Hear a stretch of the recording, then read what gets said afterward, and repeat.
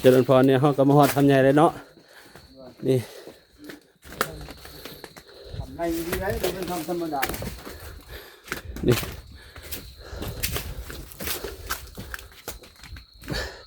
มาซื้อก่อนเพราะอาจารย์พักยินเฮ็ดกินอยู่นี่แล้วหนามันหน่อยอยู่พี่นะเดี๋ยวที่ผมอยู่ไว้บ่มีน้ำติคือว่าถ้าเขาเจ้าทำลายป้าหลายงั้นกี่ย่อยย่อยนี่แหละกะกี้ย่อยนี่เหรอนี่ก็ย่อยเยอะแต่โบแห้งแต่ก่อนเขาโตงน้ำอยู่พี่โอ้แล้วฝนมันที่อยู่นี่ได้มันบุเห็นนะฝนตกลงมาไหลห่าพอแก้วเคยมานี่ป่ะอันนี้เธอที่2เองบ่เจ้าของคือกันแล้วสินะ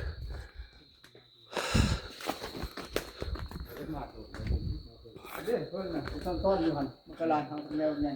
โอ้นี่เนาะบกาแล้วเดี๋ยวนี้กะบ่ต้องไปเอาเพิ่นดอกคั่นซั่นบกาเอาก็เอาแบบเศษๆเหลือๆต่ำ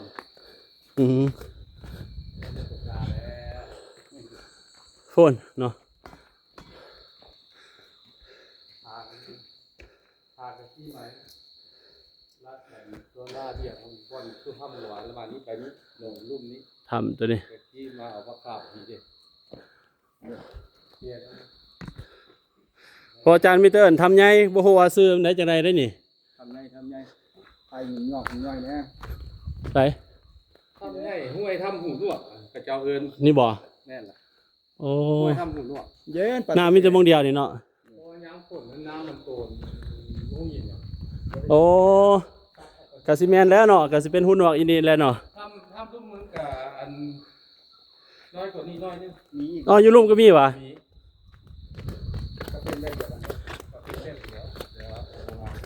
แต่ว่าเขานอนอยู่แถวนี้ก็ได้ดอกแต่ว่ายากนี่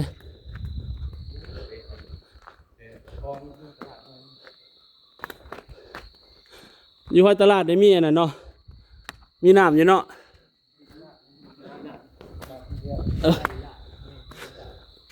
นี่เดี๋ยวเขาจะพักที่นี่ฮะเดี๋ยวนี่นั่นแหละเอาทางไหนแจ้งบ่ล่ะได้โอ้แจ้ง1 2 3 1 2 3 1 2 3โอเคเอาสันทายให้อาจารย์น้ำเนี่ยโอเคบ่1 2 3 1 2 3เอากดให้อาจารย์มาซื้อวิดีโอกดตัวนี้เด้อเดี๋ยวทำหนึ่งกดตัวขาวๆน้อยๆตัวลุ่มมาแล้วลุ่มสุดเลย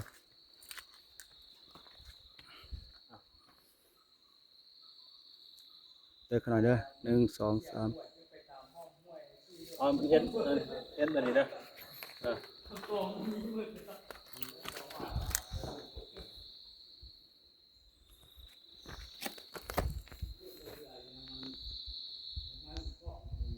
บ่ได้ตีนได้ขนาดนี้บ่เป็นยังได้ทันโอเคโอ้ไปเอาเมื่อเด้อเห็นแล้วกับเมื่อแล้วกลับก็เด้อพอกเด้อเอามาส่งอาจารย์ก็มาหอดทำใหญ่เลยเนาะนี่ก็สิไปหัวตลาดที่กันบ่ไปซะนะที่ลงไปหัวตลาดเลยบนมีน้ำพุ่นพักบนเด้อบอกแกเด้อ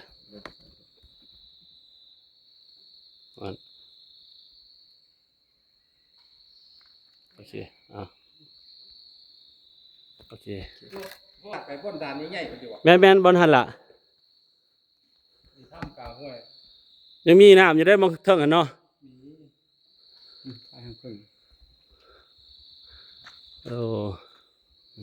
ไปพอแกห้องกลับจะไหนจันใหญ่เพิ่นสิบอกให้ไปนั่งอยู่นี่ผู้เดียวเพิ่นไปบักไก่ละนี่เนาะทำใหญ่เด้อขนาดได้ดีเด้อเจ้าพิจารณาดีได้แห้งเด้อเขาน้อยนั่งเบิ่ง คนน้อยนั่งอยู่คนเดียว โอ้ คนน้อยนั่งอยู่ ปกติอาจารย์นอนอยู่เทิงเด้นอนอยู่เท่านี้เลยนอนอยู่ อาจารย์มานอนได้ ปีนั้นนะมานอนอยู่เท่านี้ล่ะ มีคนมาถวายพระพุทธรูปแล้วมีลงไปห้วยตลาดแล้วมันมีทางเส้นผ่านตัดมาแล้วลงลุกแล้วมีถ้ำลงตัวนั้นน้ำอย่างนี้ตัวนั้นถ้ำนั้น มื้ออื่นจังสิไปรูปยองมื้ออื่น ทางอาจารย์ขึ้นมาถ้าลูกยองกันขึ้นมาตามหาหินมาที่ต่ำถ้ำใหญ่ก็น้อยว่าแหละเอาผ้าเรื่องไม้ขึ้นมา แม่นแหละ ทำตัวนั้นมันน้อยเด้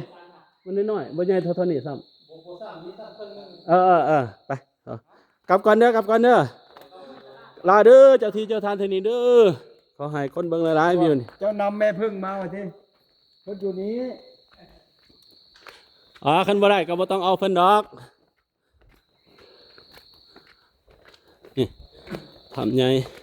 ยายได้เห็นแล้วบัดนี้นะภาพแล้ว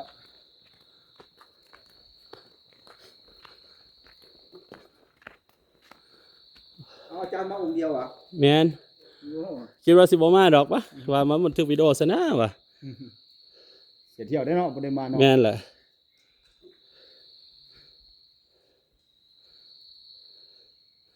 พี่มองหันมีบ่ได้บ่ฮอด3มองอาจารย์จิตบรรพักสุดก่อน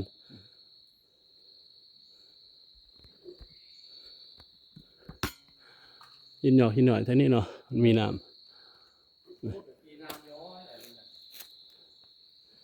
ไปวันนี้เฮากลับเลย กลับเด้อ ลาเลยเด้อเจ้าที่เจ้าทานเด้อ ส่งทางไปเด้อขนาดเด้อ เอากะสิบันทึกทางกลับเลยวันนี้ว่าบางนึงนี่ลบไปลบมาอยู่งงเลยมันลบไปประมาณอ้อมก่อนถึง2 รอบ โอาจารย์มาดังไฟอยู่นี่สุดก่อน มีน้ำพักบ่ได้เป็นห้องใส่น้ำบ่ ส ได้ วิตว่าสิบ่ไปดอกว่าเขาเจะคือมิดว่าคันมีน้ อาจารย์เอาหน้าที่ตัวเปล่าสิ ำแม่น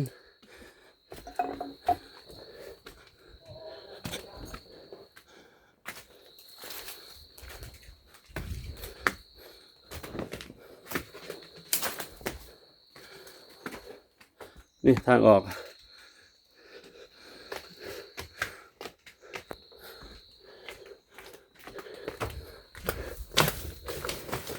เข้าทางนี้ออกทางนี้ไปทางหน้าบ่ได้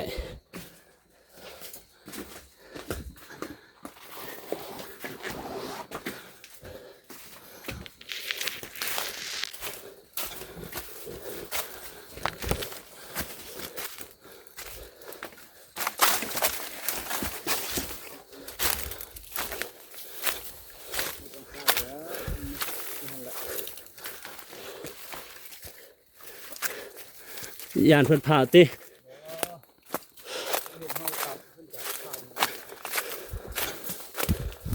เพิ่นพาสิเมื่อหัวตลาดยานมันคำ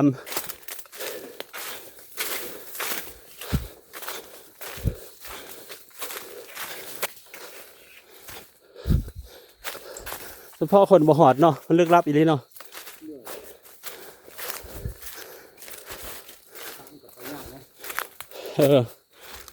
คนก็บ่ค่อยมา ไปทางไหนก่อนอันนี้มันบ่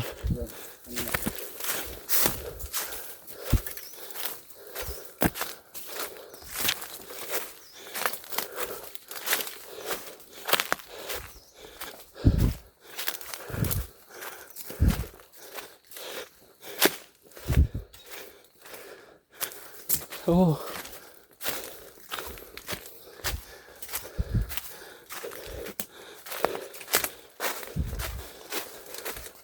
แสดงครูบาอาจารย์เพิ่นมาส้มแหละส้มจนเพิ่นกระกลับเป็นเนาะ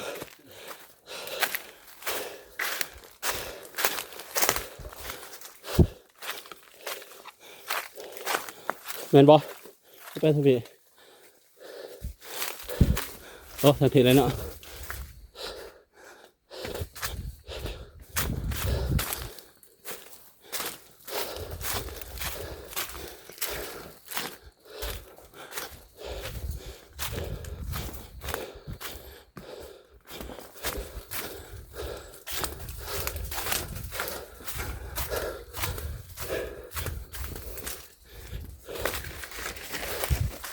อ้เมื่อย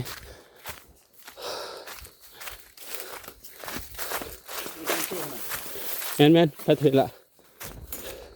เอาสิลงหวยเลยโหลดนี่ถูกต้องละคันทึนเทิงก็ได้แต่ตัวนี้จะง่ายกว่าแม่นพออาจารย์มาแล้วมาพักอีพี่ขึ้นต้นขึ้นนะออกจากถ้ำแล้วมาพักอีพี่จะขอย่างไปแม่นละ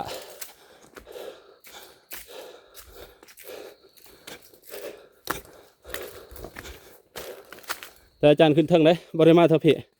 อาจารย์ขึ้นเท่าพี่โอ้ย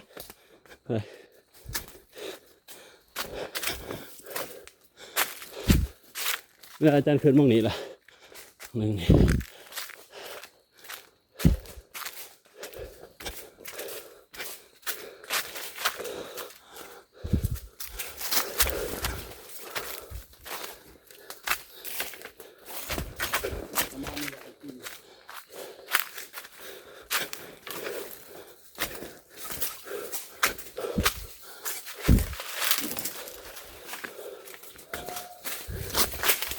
มันเกินกันแล้วขอออกเป็นห้องกับบริยินดอกเนาะเจ้าอยู่รุมพล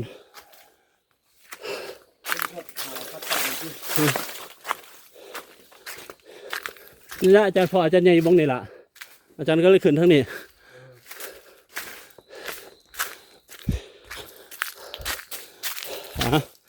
หอนทางกลับเลย